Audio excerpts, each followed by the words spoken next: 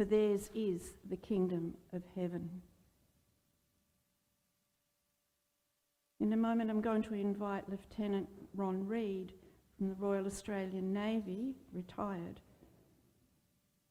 But just a short little bit of information about Ron. He is a retired Navy lieutenant, having served the Royal Australian Navy since 1964 aboard HMAS Sydney, HMAS Melbourne 3 times, and later in the destroyer escort, HMAS Torrens. Now retired, Ron is a full-time naval military historian, researcher and keynote speaker. Welcome, Ron.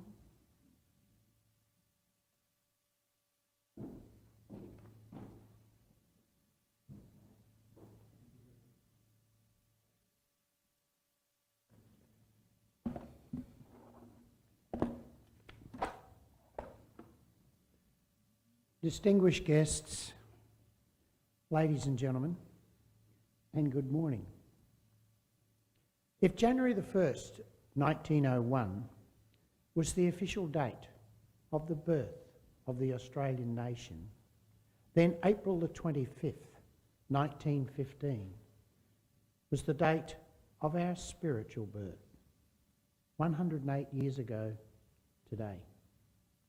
This year, as we commemorate ANZAC Day, we are again reminded more than ever the actions of our ANZACs and the spirit of the ANZAC tradition are in no way different from the values we treasure and continue to hold so close. Our freedom, our security, and our communities, without fear or threat, are quintessential values which go to the heart of the ANZAC spirit. And they continue to be an integral part of an ever-evolving Australia, an Australia to which we all contribute and bear witness to. Now I know it's sometimes easy for the ANZAC tradition to feel distant from the busy lives we lead. And it is also easy to relegate an abstract history far removed from our daily life, a history we are reminded of just once each year on this day. But for many Australians, the harsh realities and the effects of war persist. Today, there are Australians facing the ongoing psychological impacts as a result of protecting our nation. There are families still grieving the inconsolable losses from a succession of conflicts. And there are Australian servicemen and servicewomen still involved in peacekeeping operations in places around the world where democracy is extremely fragile at best.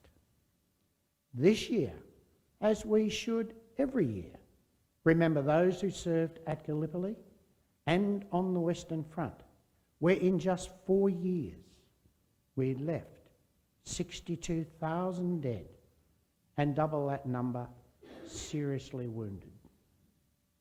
But we should also remember the significant attacks, the battles, and the long and often brutal campaigns which occurred subsequent to then.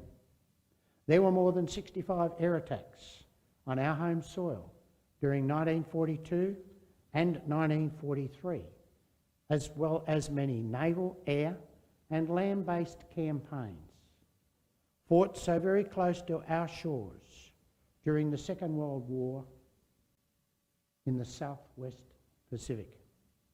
Just a little over 81 years ago, on February 19, 1942, our nation came under attack for the very first time, when Imperial Japanese forces launched 188 aircraft, and that was just in the first wave, which bombed our northernmost city of Darwin. Now, there were 2 attacks on Darwin on that day, which resulted in significant loss of life and significant collateral damage. The Malay Peninsula and Singapore fell, on the 8th of February 1942 with the loss of more than 1/4 of our entire army, who were either killed, wounded or taken prisoner. And we must never forget the brutal massacre of 23 Australian Army nursing sisters at Banker Island near Sumatra on the 16th of February 1942 while they were making their escape from Singapore. And then there was the battle in the Coral Sea, the outcome of which mitigated the planned invasion and occupation of northeastern Australia by Imperial Japanese forces in May and June of 1942. And as you may recall, this was followed by the Kokoda Campaign and the Battle for Guadalcanal, where our losses during these campaigns was horrendous. A generation after the Great War, where we lost so many in the prime of their youth, just one generation later, we saw so many in the prime of their youth, again in the firing line. Indeed, since the end of the Great War, we have added an additional 42,000 names to the honour roll at the National War Memorial in Canberra.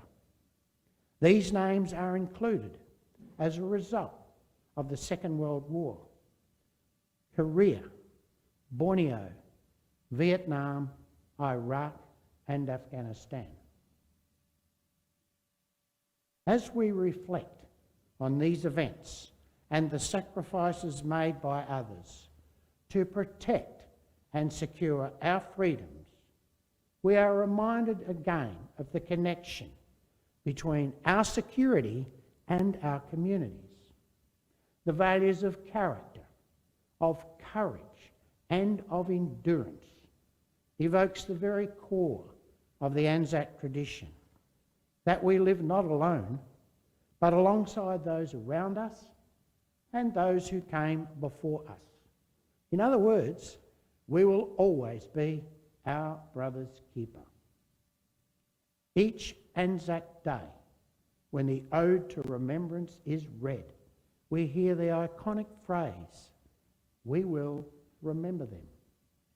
This notion of collective memory commits us to being sensitive to each individual's experience in conflict and to commemorating, mourning and learning together. Whilst we can never truly know the diversity of all Australian wartime experiences, may our ongoing commitment to try remind us that at the centre of this commemoration are real people and real losses. May we commit ourselves to that understanding, even in the light of the knowledge that losses caused by war can never fully be understood, lest we forget.